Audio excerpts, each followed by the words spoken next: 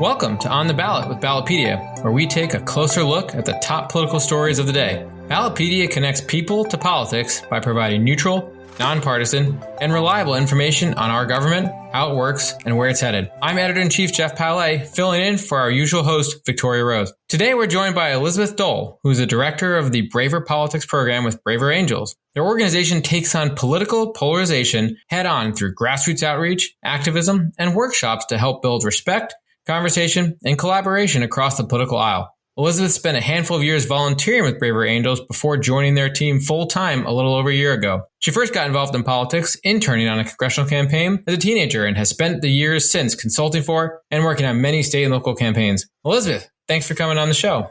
Thank you for having me. So we were just talking a little bit about you live in Western Washington State, which I have always wanted to go visit, and I have heard very many great things for. And in particular, I know the hiking is great out there. My family and I love hiking in the East Coast typically, but what are some of your favorite spots to hike out in the West Coast? Mount Rainier and also the Olympic Mountains up on Hurricane Ridge is absolutely gorgeous. Also, if you go out toward the ocean, the trails aren't quite as popular because they're a much longer drive from Seattle, and along 101, there are some absolutely stunning hikes to be had. The Dungeness Spit is a really pretty hike, and it's fairly easy and also not quite super popular, and it ends at a lighthouse. So that's always a fun one. You just have to be conscious of tides. It does sound gorgeous. Have you been to the rainforest up in Washington? I've always been fascinated that there's a rainforest in the United States of America. It's up in Washington State.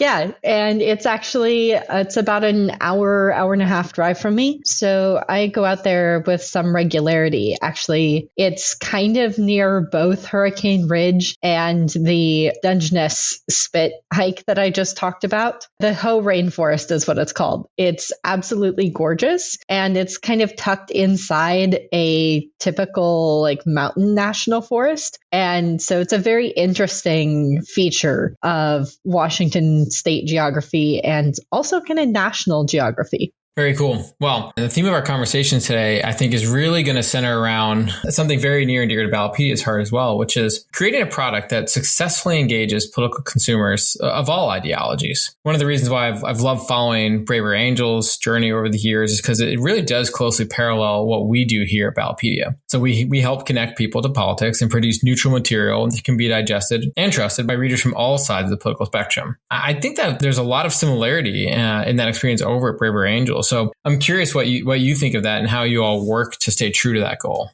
Yeah, absolutely. So we try really hard to stay true to the goal by being politically balanced. So at our staff and volunteer leadership level, we are equally red and blue, which means that I work on things day in and day out in Braver Angels with people who disagree with me politically. We don't just talk the talk, we walk the walk. Every one of us has a cohort who is the opposite color from us, and we talk all the time. We function together. We are a cohesive unit. We plan out our long-term goals for programming, programs, structure.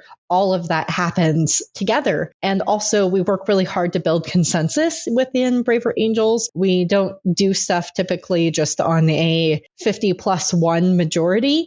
We usually do stuff when we can get virtually everyone on board with a plan. And if we haven't reached consensus yet, we'll typically not take that action until we have found a way to reach consensus.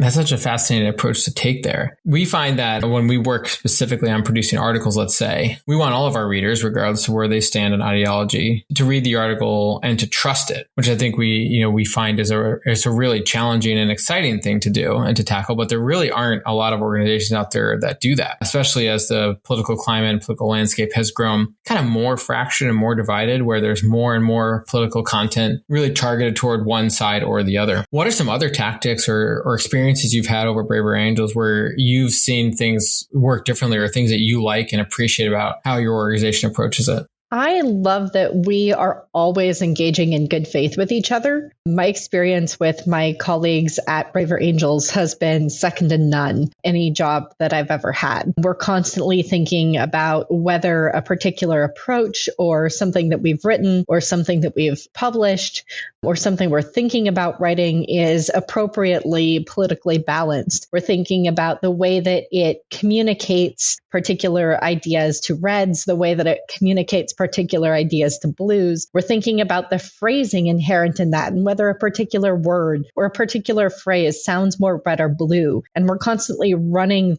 the things that we put out past people who are the opposite color of the writer or through a team that is politically balanced to make sure that there's consensus around this being an acceptable way to say a thing. That's always a work in progress. There are always factions that you can't account for because Republicans and Democrats are a really diverse group. Red and blue in America is an extremely diverse thing. And there are people who are independents too. And so trying to find one set of words that works for everyone is sometimes a challenge, particularly around some of our debates or our common ground workshop pre-reads, but it's always worth the extra effort because that's, as you mentioned, that's how you build trust. And that's how you ensure that people continue to engage and continue to believe in the mission is when they see it in practice and watch it done well. Yeah, it's so true with respect to terminology and how much that can label you. We've talked about that a lot on this podcast before. I'm originally from New Jersey. And so if I were to say to you, well, I'm going down the shore this weekend, you would know, if you know New Jersey or are from New Jersey or know anyone from New Jersey, that means to go to the beach. You're not actually going down, but that's what you say when you're from New Jersey. You say, I'm going down the shore. So the words we use can label you and identify you. And so being cognizant of that is so interesting and a really fun challenge in the world of political writing and political coverage. You work specifically on the Braver Politics program. So tell us a little more about what that actually is. Braver Politics, to explain it, I back up just a little bit and I start with what Braver Angels does, which is, as I describe it, organize workshops to help people that disagree about politics have healthier conversations with each other about politics. And my program is specifically for elected officials, candidates, and their staff members. So I organize workshops and also political events in a way that is depolarizing and that helps elected officials, candidates, and their staff members communicate more effectively across divides with their constituents, and that also helps constituents and average Americans communicate effectively with their elected officials, candidates, and staff members, and build those relationships in a depolarizing way. I love and admire what you're doing over there because it's such a really great and sort of noble mission to take to get us all respecting and talking neighborly with one another. Do you have any favorite success stories or favorite examples where you're like, yes, that's where it was working. Here's where a great example where it worked in the way we intended it to. Yes. So I have two examples, one of a whole event, one that's an anecdote from an event. Which one do you want first? Let's go with the anecdote. So the anecdote from an event is actually a red-blue workshop that I ran a couple of months ago in a small town called Stevenson, Washington. It's a very rural community directly across the border from the state of Oregon. And on the state of Oregon side, things are very blue. And on the Washington state side, things are very red. And it's a really interesting dynamic. And the community tends to be fairly polarized in their opinions. And I have a fantastic set of organizers down there who put together a red-blue workshop, which is our signature workshop at Braver Angels, and brought together the most incredible group of citizens. Some of them knew each other, some of them didn't. They ran the gamut of the political spectrum. And at one point, a great conversation happened in what we call the questions exercise, which is toward the end of the workshop, where a question was brought forward. Where can we all go to find truth? And someone from the blue side had said, well, I think that this is where government agencies should step in and public funds should be used to really, really strongly protect the independence and the fact-finding nature of these agencies so that when they publish information, that it can be relied upon on and that we can refer back to government agencies for our source of truth. And one of the other blues who was actually not generally going to be responding, the reds are supposed to respond to this question, jumped in and said, well, I think that's completely wrong. Actually, the government is not going to tell me what is truth. One of the reds immediately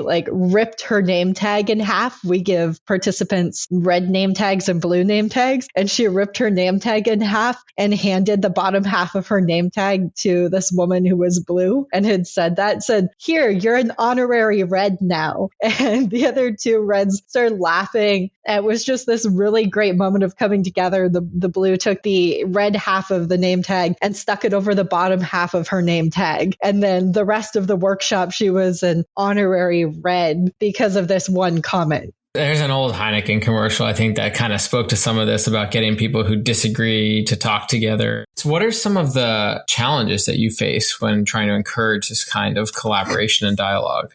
Challenges include people being skeptical about the willingness of others to engage in good faith. There's real doubt about whether you can have a conversation across divides with someone who staunchly disagrees. There are real struggles to trust people, even to walk into a room where the whole idea is that we're going to set ground rules and have a structured conversation in a healthy way. The lack of trust really makes it challenging sometimes to bring people into that space. Often they're both concerned about not feeling safe. Often blues are concerned about a lack of emotional safety. Reds are often concerned that they're going to be canceled, that they might lose their jobs, that they're going to lose relationships in the community. And it's a struggle often to ensure that people trust you. And that's where a red-blue balance really becomes important, because we're able to have alliance members who are red and blue go into their own communities and invite their friends, invite acquaintances, invite other people within their own tribe and say, hey, this is my credibility on the line. They are a trustworthy organization. They will make sure that this is safe for you. They will make sure that this is a good conversation for you. And you can trust that when we say this is a healthy way to have conversation, it's true. I would say that another challenge sometimes is the question will be asked, what sort of speech is allowed? And the idea is really that you are engaging in good faith and you are believing the best about other people's intent. And to that end, we engage freely and fully without fear. All sorts of speech is allowed as long as it follows the ground rules of the workshop. And that scares people sometimes, but it's absolutely vital to changing people's attitudes toward each other and erasing that fear and building the original trust. It's so interesting when you talk about people trusting the system or trusting the process or trusting the ground rules. What do you find in terms of people self-selecting in, and whether it's a sort of representative audience, so to speak? And I'll give you an example of what I mean. With Ballotpedia's content, most of the readers to Ballotpedia have to search for and find us, which means they're kind of inherently curious. They're inherently looking for an answer to an open question they have. What we sometimes wonder then is there's a percentage of the political readership, a percentage of the political participants who aren't naturally curious, maybe who feel very strongly about their beliefs and their convictions and their values. So they're not going to search for information and they're not going to find Ballotpedia. And those types might also say, I don't want to go participate in a red-blue workshop. I don't need to. I'm curious what you find. Do you feel like you get a representative sample? Are you able to make headway and make outreach into that dynamic? Or do you feel like it is kind of constrained to people who are just sort of naturally already looking to engage in those conversations?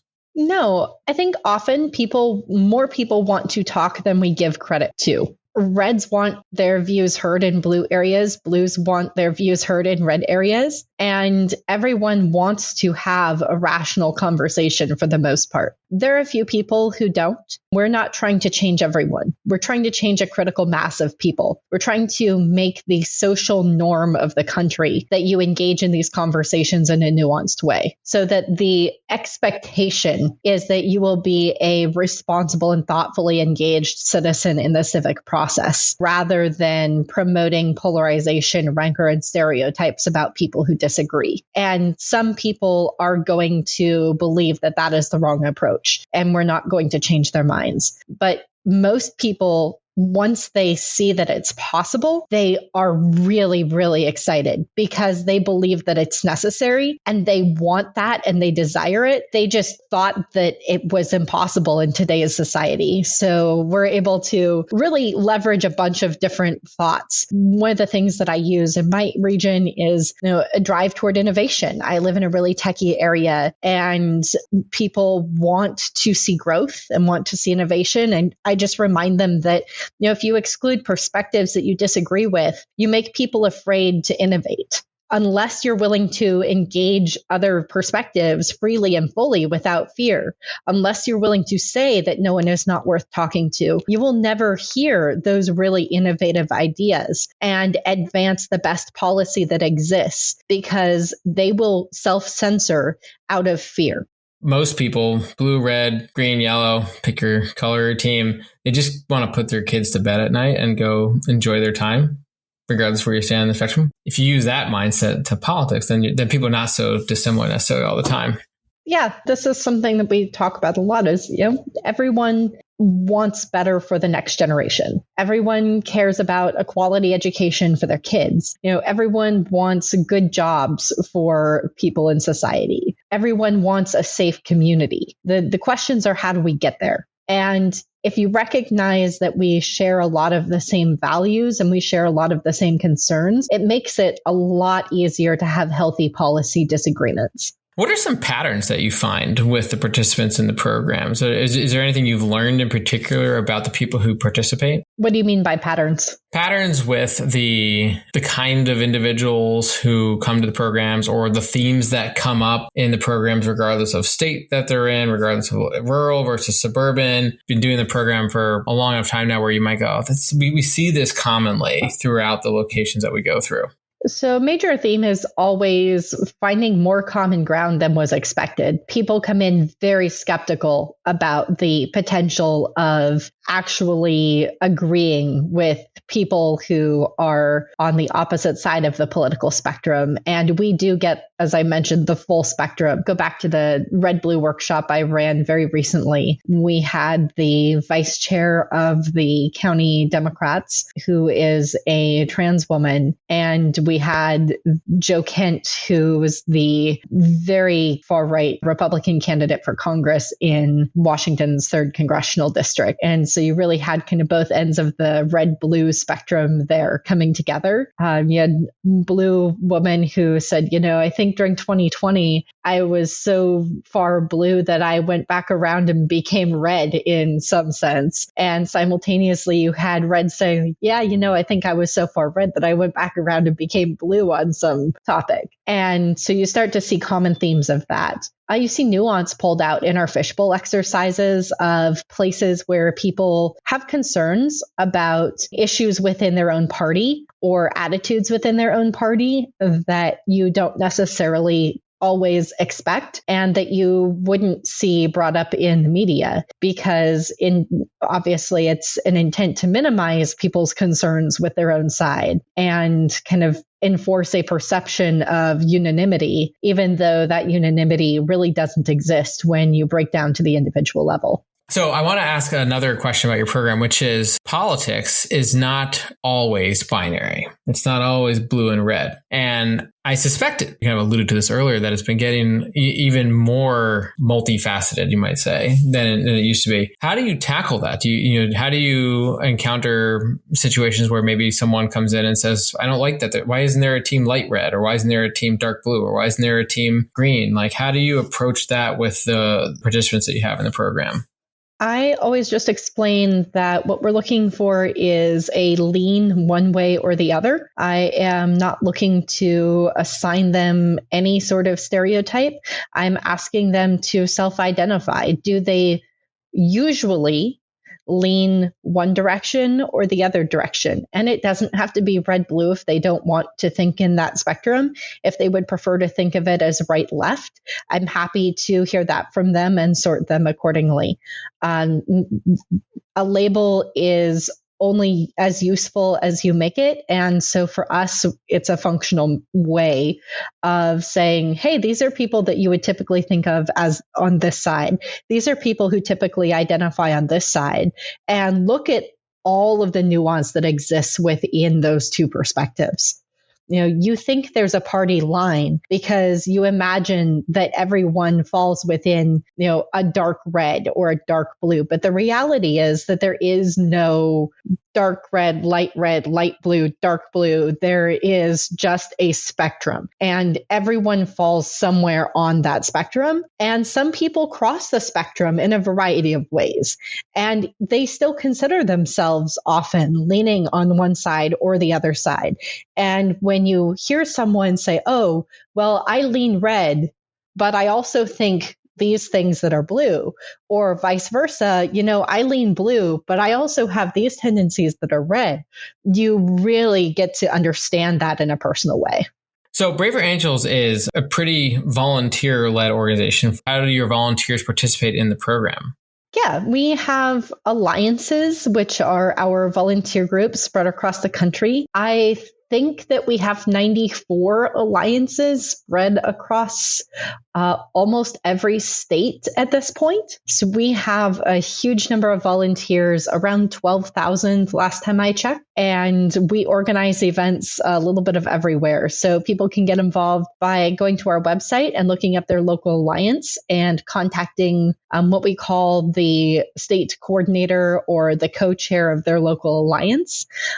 Or they can get involved just by attending and checking out a national level Zoom event. Often alliances are going back to in-person events, but the great thing about the post-COVID era is that we are running events in person, we are running events by Zoom, and we are running hybrid events. I actually just ran a town hall last week in Utah that was hybrid with an owl. Are you familiar with that piece of technology? I'm familiar with owls from Harry Potter. Is this a different kind of an owl? I was just reading in chapter 6, OWLs. There's a different owl, I take it. There's a different owl. It's this cylindrical camera, basically, and microphone that sits on a table. And the cameras in it look like eyes. The lenses light up when it's turned on, and it will move around to focus on the person that it hears talking. And one of the other cameras will show the entire room in a split Zoom screen. And so you can have one group of people in person and one group of people on Zoom. And the people on Zoom through the owl are able to see and hear both specific individuals talking through the zoomed in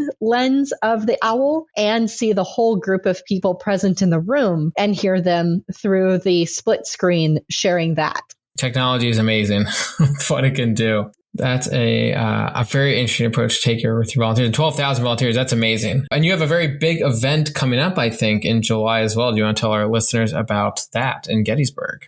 Yes. So in Gettysburg, Pennsylvania, July 5th through the 8th. So in about a month, we will be gathering a huge number of people. I think we're around 800 registrants right now for our annual convention. The idea is that we will be launching our social movement, which is, as I mentioned earlier, our effort to spark change nationwide and really create a critical mass of social influence for people to engage in a more nuanced and respectful way, to engage a variety of perspectives, and to renew their commitment to civic engagement and civil civic engagement with each other. To that end, this is what all of our work for rebuilding community trust, rebuilding individual trust, rebuilding trust in institutions, it's all a component of that. We recognize that we can't do this on our own as a single organization. No one organization can. So we are bringing together media organizations. We're bringing together partisan organizations who have committed to the mission of depolarization. And we're bringing together individuals from all over the country who disagree stridently with each other to work toward the same goal and to coalesce around efforts to achieve the same goal, which is